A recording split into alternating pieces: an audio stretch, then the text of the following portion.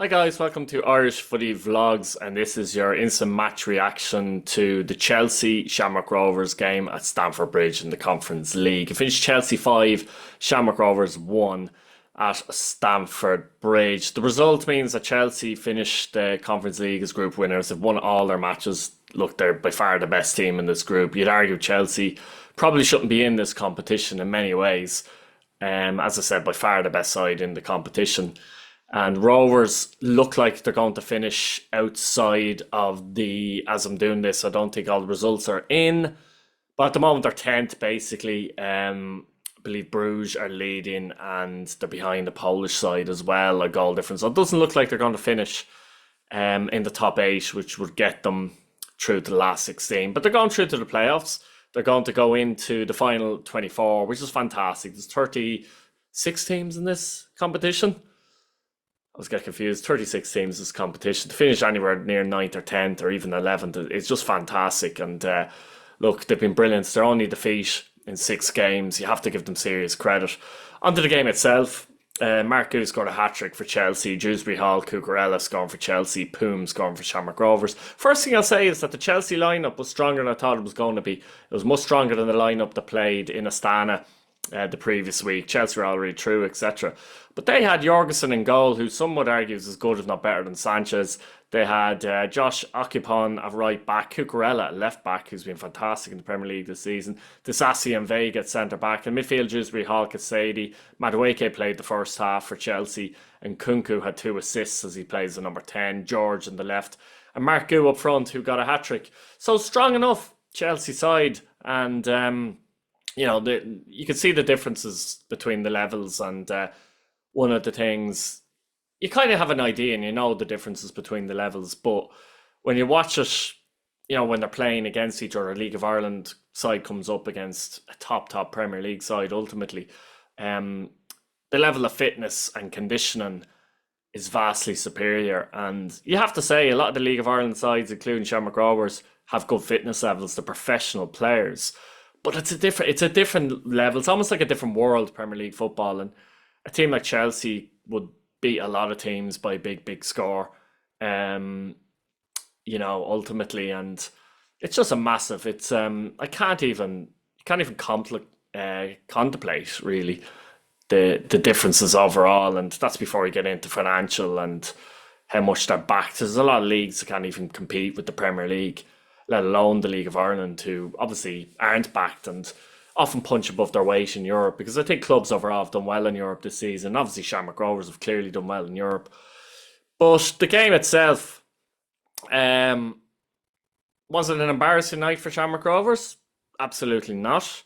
Um, they'll be disappointed going in at half time, I think, 4-1 down, to be honest with you. I think in they got punished badly in the first half, didn't they? They'd done well. First 20 minutes, they'd actually done very well, and their shape was very good. Shape was good the whole match, really. But Chelsea came out and they were playing with good intensity and intent, but they hadn't really created too many really good opportunities in the first 20 minutes. And you're kind of going, yeah, Rovers doing well here. In fact, they had the best chance first 20 minutes from Johnny Kenny. Probably should have scored. Now, he may have been offside. The flag may have went up afterwards, but it was a good opportunity nonetheless. As I said, probably wouldn't have counted. It was probably offside. But it showed that they could create openings if they got forward. And then they conceded in 23, which is very disappointing. A bit of miscommunication with Dar Burns, who heads it back, and Liam Poles in the goal. Now, obviously, they didn't communicate very well, but Poles, for me, shouldn't come out into that area. Burns could probably take a touch and just clear it up the pitch, if I'm honest, as well. But that's what happens. You get severely punished, and Mark Gu was on it. He's on it very quickly. And you make a mistake like that, you're 100% getting punished against a team like Chelsea.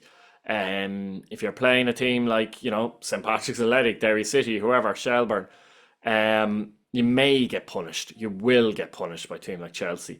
So that was disappointing. And then the second goal they conceded in 34 minutes.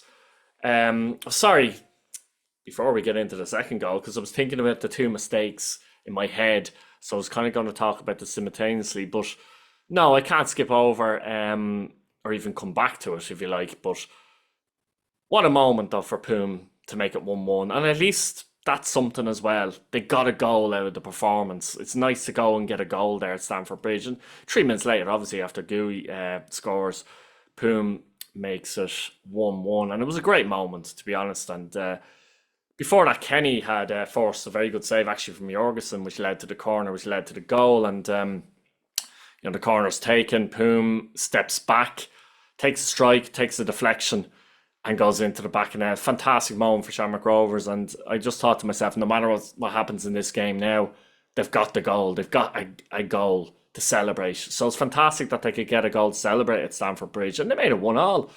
And you're thinking to yourself, good response here. But in 34 minutes, they've conceded another poor goal. And Dan Cleary plays a very underhit back pass. Again, Goo does very well, to be fair. He reads it, he's on it, he anticipates, he has the power and pace to get there, and it's punished. It's punished. And you're going to get punished with mistakes like that. And they'll be disappointed with the first two goals that they conceded because they gave a large helping hand, and it's always going to be punished by a team like Chelsea. And I made it 2-1. Then 5 minutes for half time, unfortunately, conceded two goals. Dewsbury Hall does well, to be fair. Pico Lopez does well to get a challenge. It falls to Dewsbury Hall. No Shamrock Rovers players in the vicinity, finishes well, 3-1. And then right in half time, which was a bit frustrating, you're thinking, can they get in even 3-1 at half time? It's a cross. Can't remember the cross is from the right hand side. Might have been in Kunku, actually. And Goo heads it into the net to make it 4-1. And you're thinking to yourself, 4-1 seemed harsh in the first half. Thought they were well set up. They didn't give away many opportunities. But that's what happens against a team like Chelsea. They'll just punish you for nearly every chance. I've seen Chelsea playing other games in the Conference League, though, whereby they've actually missed hatfuls of chances. And in this game, they didn't really. They were quite clinical in the game. So Rovers will be a bit disappointed with that. They got Chelsea in more or less clinical form. And they're 4-1 then at half time. You're probably saying, probably a little bit harsh scoreline, but that's what happens, isn't it, at this level? And you're a bit worried though, because you're thinking, what's going to happen here? Is the game going to get well away from them? Rovers, of course, are out of season. What's going to happen in the second half? But Chelsea scored their first chance, second half, I would say. Cucurella in 58 minutes takes it very well with his right foot, Cucurella, to be fair, to make it 5-1. And I think that was their first chance. And after that, Chelsea didn't have too many opportunities, to be honest. Joe Felix and George actually had two chances. Felix, who's off flash for me, but no substance, probably should score. And George as well, where he cuts in, comes onto his left foot, and it's blocked more or less on the line. And after that, Rovers done well. They enjoyed themselves in the second half. Graham Burke came on, for example, and I thought Graham Burke actually really enjoyed himself and actually played well when he came on, and they had some opportunities. Burke himself had a couple of shots. They did have opportunities in goal, as I said, and they had a great chance near the end where I think it was Cleary actually got the shot away after Byrne plays a pass in. It was half cleared actually by Aaron Green, maybe on the line. Burke played a lovely ball in just before that as well towards Green, but Green couldn't get there. It was a great ball in.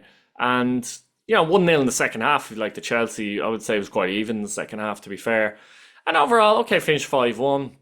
As I said, Chelsea have been, putting up big scores against most teams in this Conference League, and they'll probably go on and win the competition. Quite poor from them if they didn't. But overall, not an embarrassment for Rovers by any means. Chelsea could do that against much better sides, to be honest, higher level sides.